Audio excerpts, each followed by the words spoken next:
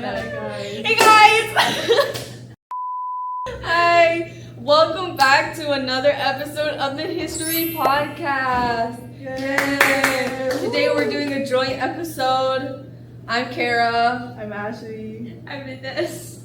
Yeah, and today we're going to talk about our COVID-19 experiences and our research that we did for our project.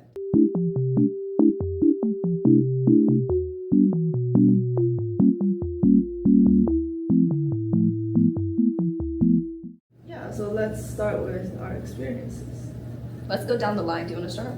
Oh, me? Okay, Yeah. okay. So, when I first encountered the pandemic, I was in Japan, and then I heard about the first case in Taiwan, and then we didn't think that it was a big deal because I didn't actually know what it was and how severe it is until I came back to Taiwan. And then I remember on the plane from Japan back to Taiwan, we didn't even wear masks on the plane, so it was kind of dangerous, but I didn't know that it was a severe thing. And when I was back to Taiwan, lives changed, we wore masks, and then like classes were turned online and stuff.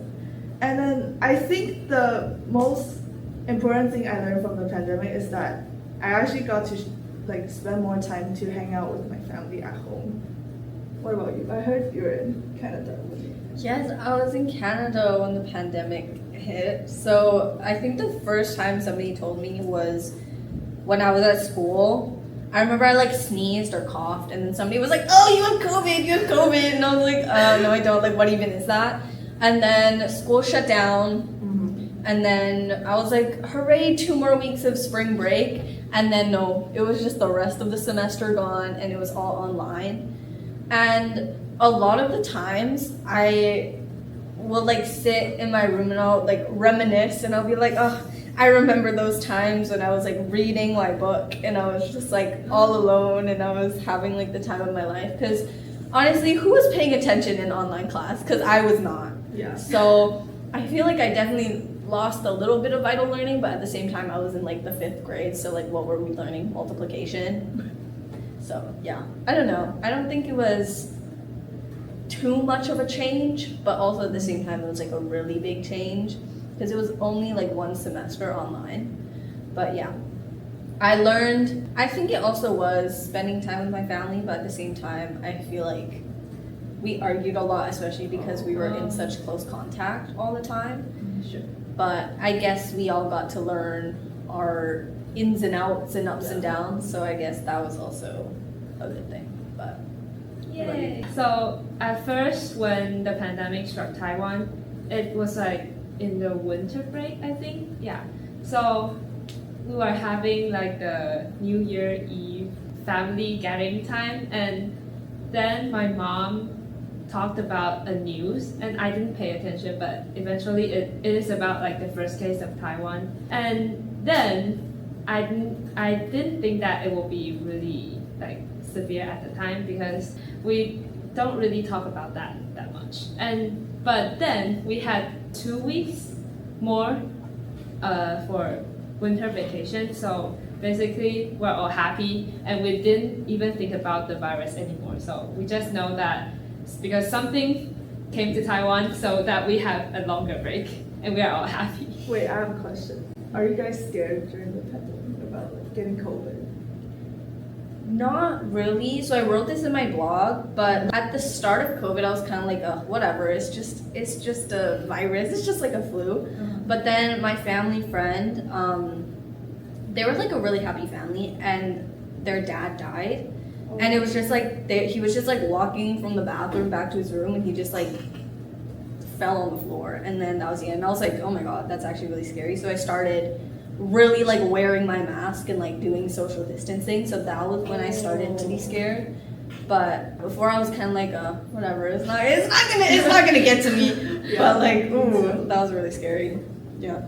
Yeah, I think I don't have that close of that kind of experience, but at first, yeah, no one cares about the pandemic, and like no one wear masks because it's really uncomfortable.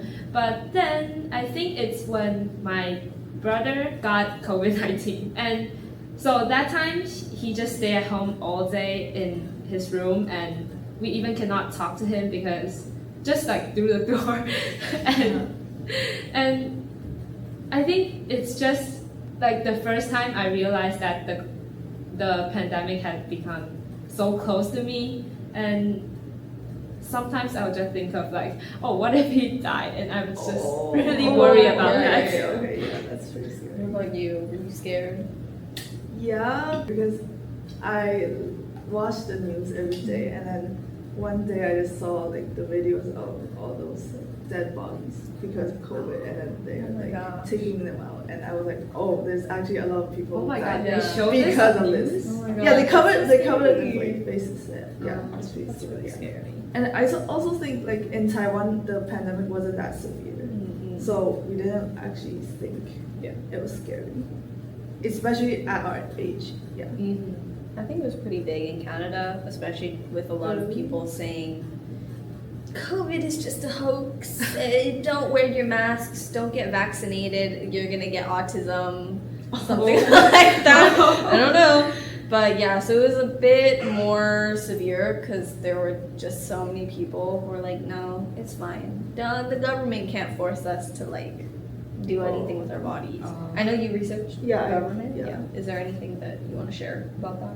So I researched about like why Taiwan was so successful in like controlling the transmission of COVID-19. I learned that it was because like the Taiwanese government maintained like information transparency, and I don't know if you guys know, but every day during the pandemic, like 6 p.m. or something, they have a daily like the briefing. live. Yeah. Oh, okay. And then they talk about like how many cases we have today, and then like what citizens should do to like control the transmission. And I think keeping the information open to the general public can like allow the public to be more comforted and then- More trusted. yeah, to- more trust, yeah. Yeah, for sure. And yeah, that's basically the factor that I think contributed to Taiwan's success like the most. I don't think Canada did anything like that. A lot of people did not trust the government with this information or like with the situation in general, and they just thought that maybe the government was gonna like implant chips into our bodies and like read our minds or something. I'm not too sure, but yeah, I think life was pretty normal. It was just everybody just still went to work and stuff. I know you researched on Yeah. workplace. I researched about workplace. So after the pandemic, more and more companies, they went to like the hybrid working mode where some of them work at home and some of them still go to the company. And I think this is the main change that still lasted today, because sometimes you can just see people having online meetings and stuff, and that is not really normal in the past. Yeah, and I remember that time my dad like he used my room to like have a meeting because the Wi-Fi at my room is fast. Yeah. Yeah. I remember I had to do dance classes online. So that was super fun. Okay, how did that sound? Like we would have a Zoom call and then we would just have to like show ourselves on the video, and then the teacher would be like, do this exercise, do that exercise, and then we would do that. Okay. But yeah, I was like 10 or 11, I think. Because I researched about social media and like isolation and the impact of that on teenagers, like mental health and stuff. I don't think we were teenagers during that time. We were still like kids, but I just want to know like how do you think like the isolation impacted you guys like mentally? Mentally, I think social media affected me the most. Not like isolation, not really, because we had like chat and then line to like still have conversations with our friends. But like social media, it was a new thing because it was probably the first time I had like so many chances to use social media, and then I really got addicted. And then even when having online classes, I would like do doom scrolling. Yeah, For sure. Yeah. So for me, I think the biggest thing is that I can no longer talk to my friends. So I think that is really a big part, because I was an extroverted kid before, and I used to talk to my friends all the time, and suddenly I cannot talk to them anymore. And at that time, like kids don't like talk to parents, so have no one to talk about. So that kind of give me like a sense of loneliness. Yeah, okay. So I researched about that too, where a lot of the times, like, social media, when you're like looking through that lens, is kind of like you feel you're missing out on stuff. And it's like you don't really get to like physically interact with people. And then with that, you just keep going back to social media because it gives you this sense of like happiness. And then it just makes people feel so much more lonely and like so much more isolated, like physically, but also emotionally.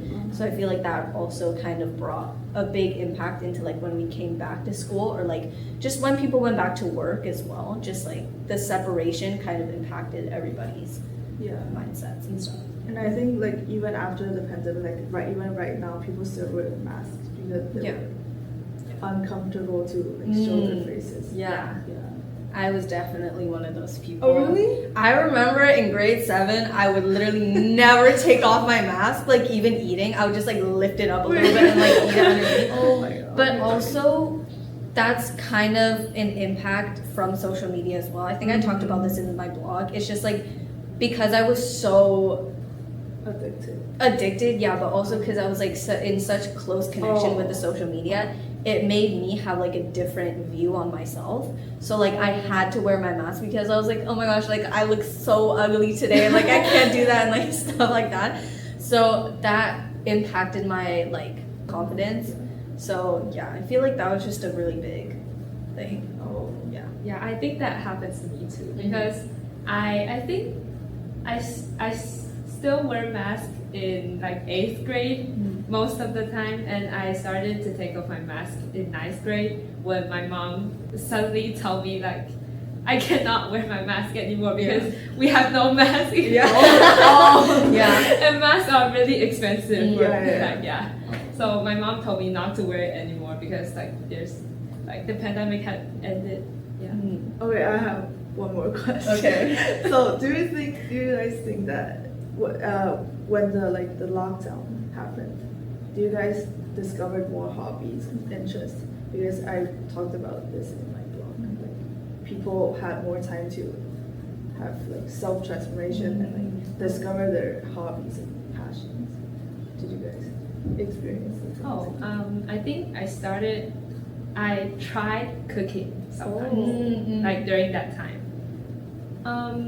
It mostly wasn't that successful, but at least I started to try new things during the time because I have time to do those things. Because most of the time we're doing homework before the lockdowns or like online classes, and like during the online classes, I actually just do whatever I want, and my mom don't really care about that because we don't have tests anymore, and those tests are online. We can just ask people around me.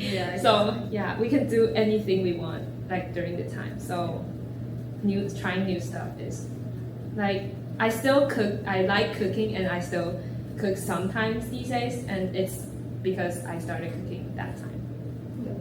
I think for me, I got into reading, which is crazy because anybody who knew me before grade 6, I would literally say every single day, oh, I hate reading, books are so stupid. And then for some reason, my dad decided to like buy me a Kindle for my birthday during COVID. And then I just started reading a bunch, and then I would like listen to audiobooks. I would listen to them until like 1 or 2 in the morning, and I would just be reading along. And sometimes I see the books that I read during that time, and I like reminisce, and I'm like, ooh, I remember those days where I was so free. I was such a child, and I could just do whatever. But reading was definitely a big thing. Yeah. Did you get any hobbies? I started skateboarding like at my porch, and then it did not work for me. But I tried. Trying. Oh, and also my friend started like writing a book. Ooh, really? Yeah. That was Wow. That's so cool. Yeah, so I think that was like one of the positive impacts of the pandemic. What about like the negative aspects? Oh, Negative? I feel like there's so many. There's so many. About hobbies and like what you can do. What I can do. like it limits the things you can do because Kara talked about like having to dance on. Oh, like yeah. that. Yeah, it kind Yeah. of limits the things you can do. But I mean, I was living with my friend at the time, like my best friend, and then we would just go out like bike riding or like rollerblading a lot. So I feel like that helped me a lot because like I wasn't just at home with my like parents and like whatever and my brother, like that would have been really boring. But because I had my friend there, I feel like the experience was a bit better. But I don't know about you guys. I thought my quarantine, like isolation time was pretty fire. Like it was pretty fun. It wasn't The video. Oh my god! Yeah! I just shared this information. But this wasn't like in quarantine in Canada. It's like when I came back to Taiwan, I had to quarantine because it was like a mandatory thing. And then my mom was like, "Hey, what if we like write a song about like being stuck in quarantine, like whatever." So me and my brother filmed that, and then we thought we were so cool. When's it our turn? Wouldn't we love to go outside and enjoy hugs? It was cool. It was cool, like in theory, yeah. in theory. But looking back now, I'm kind of like, ooh, that's a little embarrassing. But I embrace it. Yeah. I embrace it. Yeah. Did you guys do any like fun little side projects? Like not really. It was pretty boring.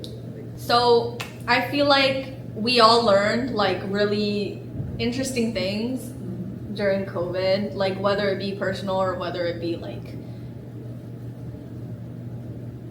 yeah. So let's do that again. Cut! We all learned a lesson. Very important lessons that are going to impact us in the future. So I think that brings us to the end of this episode. I think we learned a lot about each other and our like COVID experiences. And honestly, I feel like COVID is just like a big thing that's going to impact the future. It has impacted us a lot, and whether it be the government, social media, or you know us even going into the workplace in the future, I feel like COVID-19 has changed the way that we live a lot. So it's really interesting to research that and kind of discuss it. Yeah. So Yeah. thank you for watching. Thanks for watching. Goodbye. Bye-bye. Like and subscribe and hit that notification bell so you don't miss out on any future videos. Yeah. Yay. Bye bye. Bye-bye.